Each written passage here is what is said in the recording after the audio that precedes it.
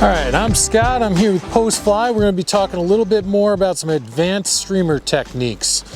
We've already mentioned we've got the cast down. We're doing our 10 and 2, getting that line into our index finger to strip it in.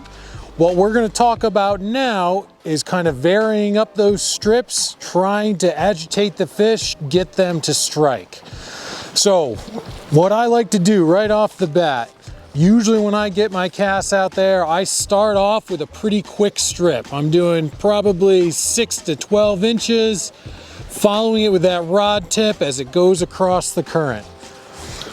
I will do that same cast 3 or 4 times, changing up my location just a little bit each time, moving a couple feet down without even moving my body where I am. As we vary it up, following it across. Now, once I've covered that area, I haven't got any strikes at all. Now what I'm going to do is I'm going to start varying up my retrieve. I started off, this is all personal preference, I like to start with a pretty quick retrieve right off the bat. I try to trigger those fish's natural instinct, not giving them a chance to really check out the fly, but giving them that fight or flight. They've got to make a decision right away. If that doesn't work, next thing we want to do is kind of vary it up. So we're going to slow down our retrieve a little bit. We're going to get our cast out there, get in that index finger, and we're just going to slow down our strip a little bit. So it's going to be a strip and a pause, strip and a pause, strip and a pause. Gives it a little bit more of a delay, lets that streamer kind of swim in the water a little bit each time. Same thing with this though, we're going to be casting, covering all of our territory a little bit upstream. Strip and a pause, strip and a pause. A little bit kind of straight across from you. A little pause in there. Slowing that strip down. And then even a little bit downstream for my final cast. Covering all the territory in front of me. Now, the next one you can do too is almost we call it kind of like a dead drift as well. Cast it out there and almost let the current kind of just take it on its own. It's going to take a big kind of J turn with the current there. Once it gets downstream, you can kind of give it a little action down there, move it around, see if anything takes a swipe at it.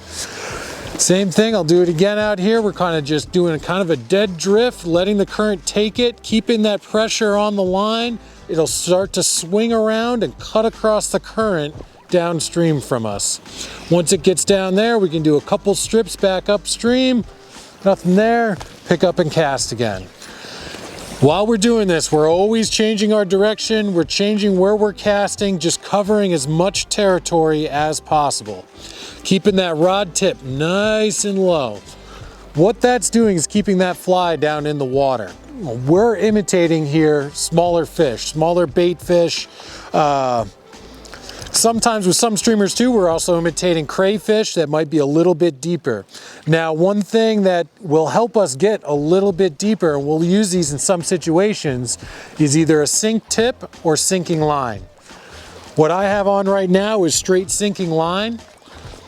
This is very helpful, especially with trout fishing. In moving water, it gets your fly down farther below the surface quicker because the current's moving. If you have just straight floating line on there, your fly will stay pretty high up in the water column as the current is pulling it down. We want that fly to get a little bit farther down, especially in those deeper holes where there might be a corner and the fish are, 5-6 feet down. The one thing you can do if you do have floating line on there is put on a sink tip.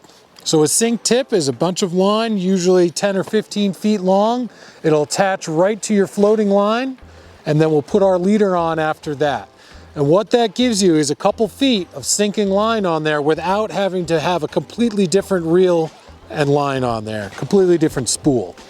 So add your sink tip, add your, if you're going to go straight with the sinking line too, get those casts out there.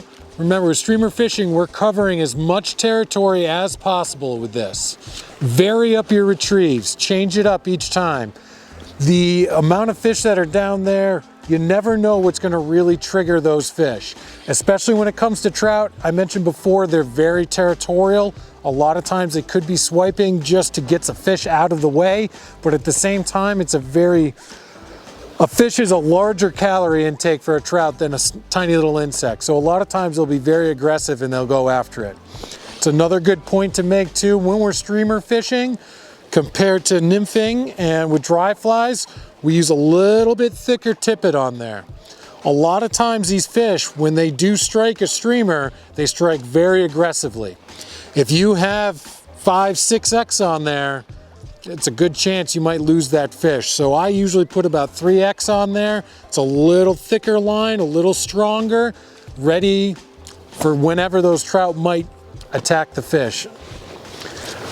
We'll do a couple more casts here, send it out there. Remember that index finger, very important. Get your strips in, follow with that rod tip as it goes down. Nothing there.